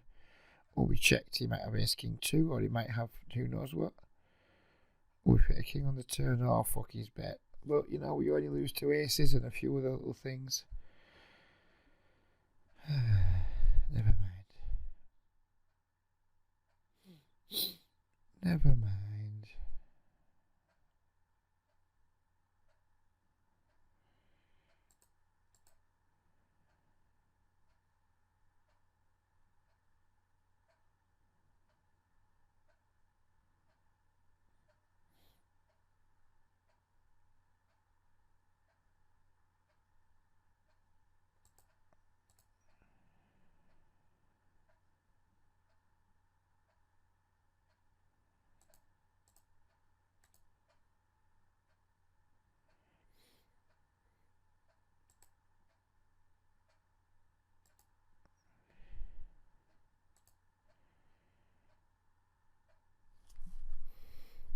She aggro a little fucker though, doesn't he? The more I'm seeing, the more I'm thinking, you know what? I don't think he was that bad.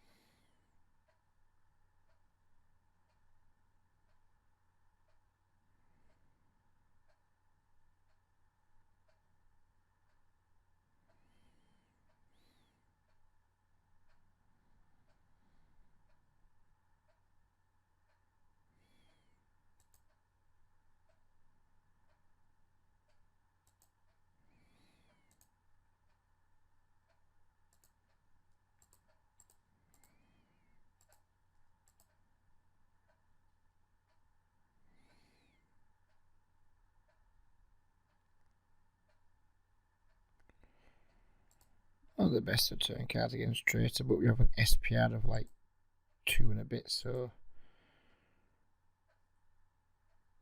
I'm feeling relatively committed at this point. If we make a bet, we kind of have to go with it, and we kind of have to bet for value.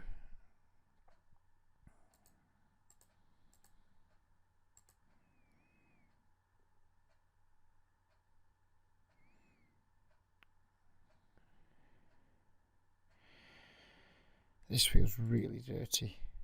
Has he got King, Queen of Spades? Pocket nines. It's kind of all I'm really worried about.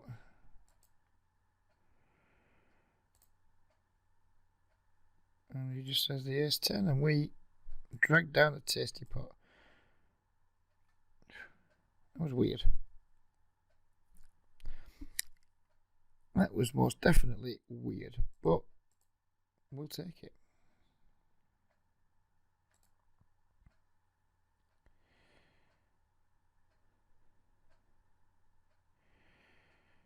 Aces holds at it again.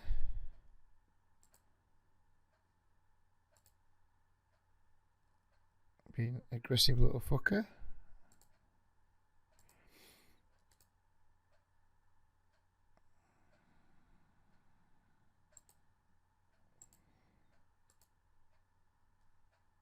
Don't think I can fold to him, can I? It's just too aggressive, I think. It's just too aggressive. Wow, you fuckwit.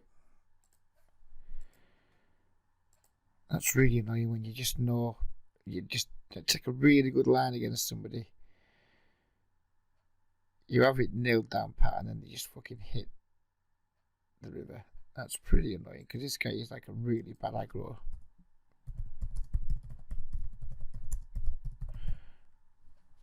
Obviously we're going to go for a big squeeze here against this guy. One of the guys that we're going to be willing to play like 200 blind pot with. We're going to let him do the bidding. Oh, he just doesn't do it. That's irritating. Can't risk giving him just like a random free card.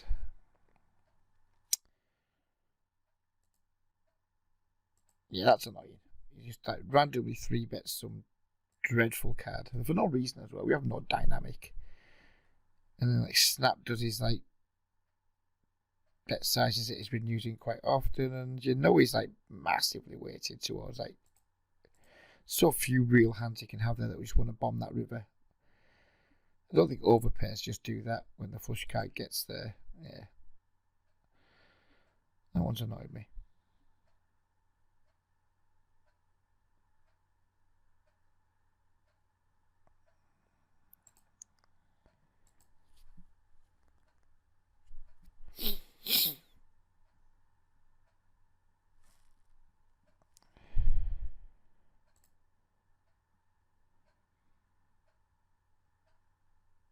And I very rarely use the word donkey, but I use the word donkey specifically, not to be insulting, just because donkey is my word that I use for people who like just really are like fucking like bad aggressive.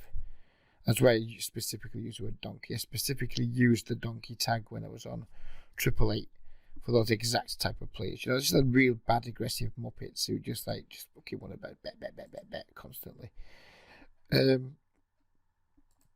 Raise our gut shot straight off flush draw against Big Donk. If we get 3-bet, we can certainly call.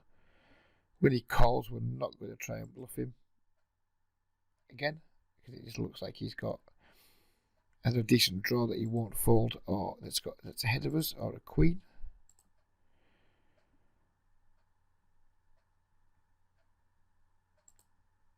It's kind of sick of me when he shows me a hand like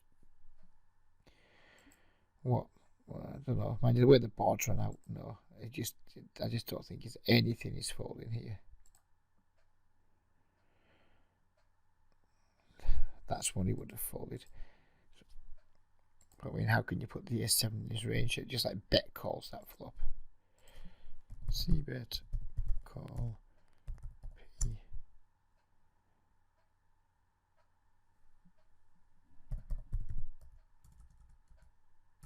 Very light.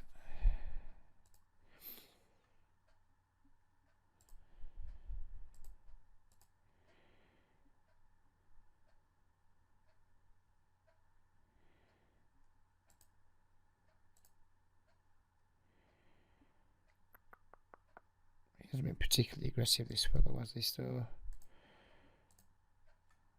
we'll lead out.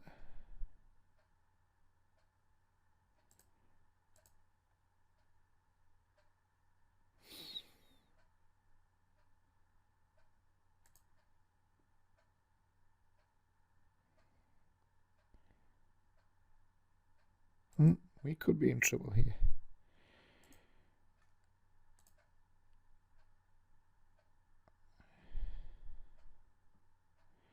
Not worried about straights at this point. I'm going to hope he's got ace, queen, aces and kings, and not a set of threes or a set of queens.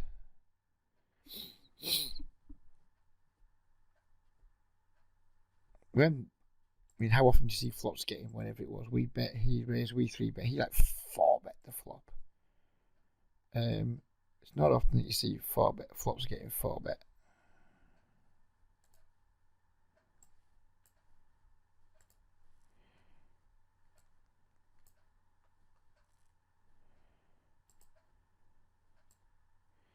He was just overplaying ace queen.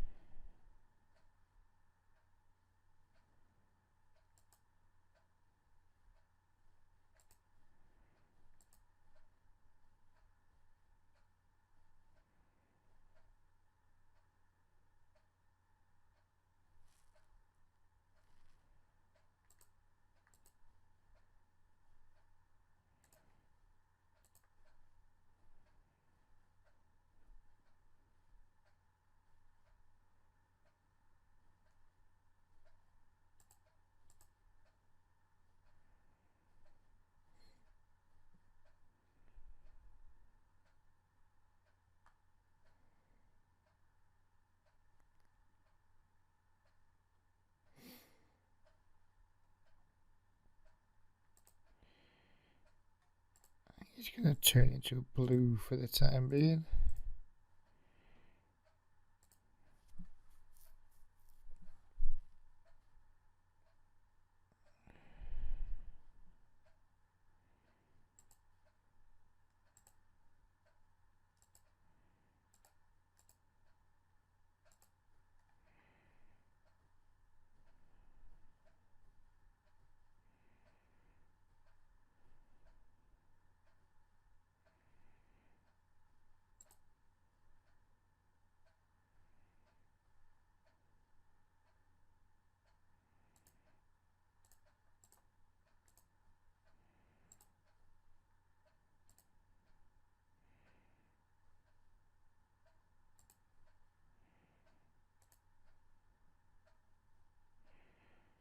It's raising the turn against Big Dog because his bet's just too small. 50p isn't enough to go in on the turn there with like all the draws and like Jack X and things that he can have that might call raises. If he'd bet a larger size, I'd have been happy just calling, but he didn't, so we didn't. See, we won with ace side down on table, whatever it was.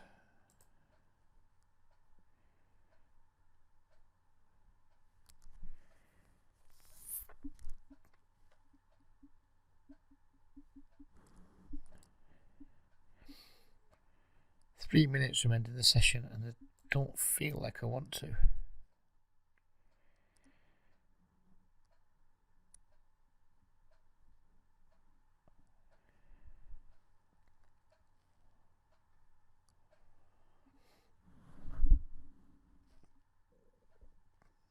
However, I do take my day job seriously, and despite the fact we're only on a course,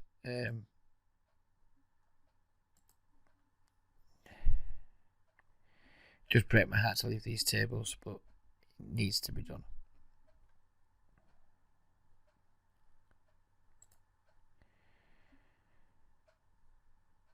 Sad times. Sad times.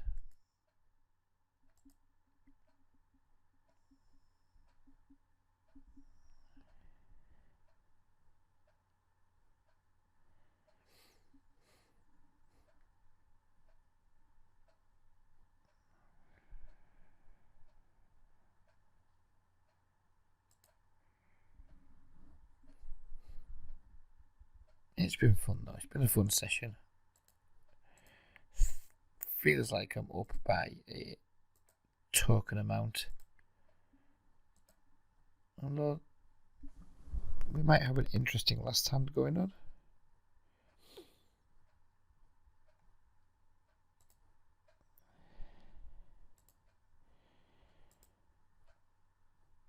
The offsuit 3 wasn't what we really wanted to see against Ramar.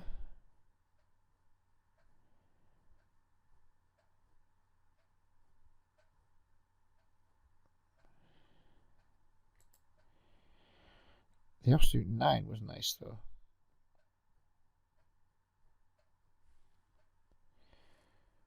Might end with an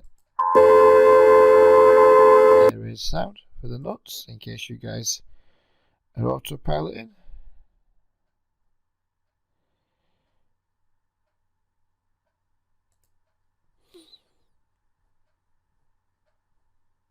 And we do get paid off.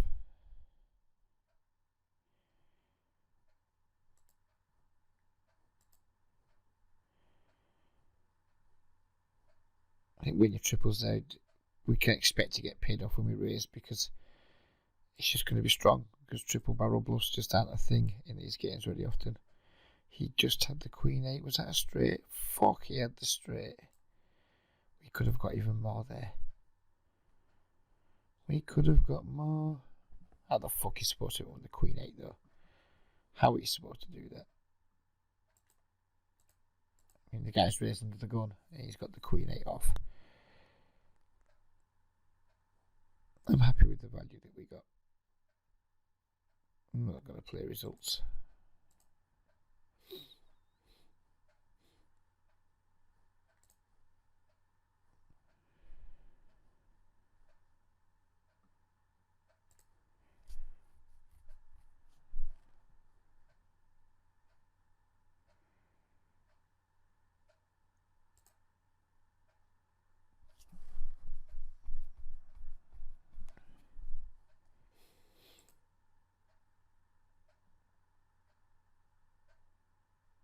So anyway, I'm going to pause the video now because who wants to wait for two hands to be played out?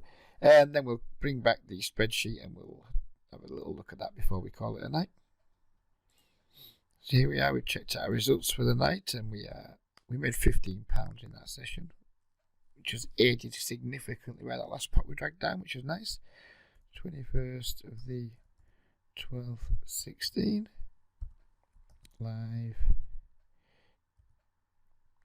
510, no limit, 40, and what did I say we made? $20, $15, sorry, so that's 55, and I played for, started at 11 o'clock, it's now 3 o'clock in the morning, so I played for 4 hours of, say, 4 tables.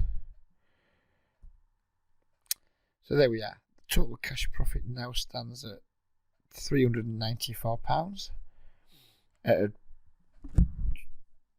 ever shrinking hourly rate of now just £4 per hour. These are, even though it says dollars, it is pounds. As you can see there, look at that. It was just gross. It was gross. The downswing started in this session here. At one point in that session, we were up by like £40 or something like that. Then we just lost 40, lost 42, lost 50, lost 8, lost 50 nearly. Yeah, fuck you, basically. Fuck you, poker. That's what I was feeling at that time. But, you know, we're back on the horse now. We've hopefully stopped the bleeding. And, yeah, this number needs to go into another £206 before I'm willing to move up again. That's putting the base slightly higher than last time. Last time we moved up at, what was it, 500 and something. So we are moving the goalposts up a little bit, but that's because, you know, I'd like to try and learn by my mistakes. I don't really want to be taking a 5 buy-in shot again. I'd rather, you know, be able to take a 10 buy-in shot or give myself a bit more latitude for, a little bit more scope for things going wrong. So yeah, we're not going to move up till that is on 600. Who knows how long it's going to take? It might take a while, but, you know, that's where we're doing the challenge. So we'll leave it there. Hope you guys have enjoyed this extended video, and we'll be back maybe not tomorrow, possibly Friday. Maybe we'll have a good long session on Mad Friday and hopefully have some fun with that. So we'll see you then. You guys take care, and bye-bye for now.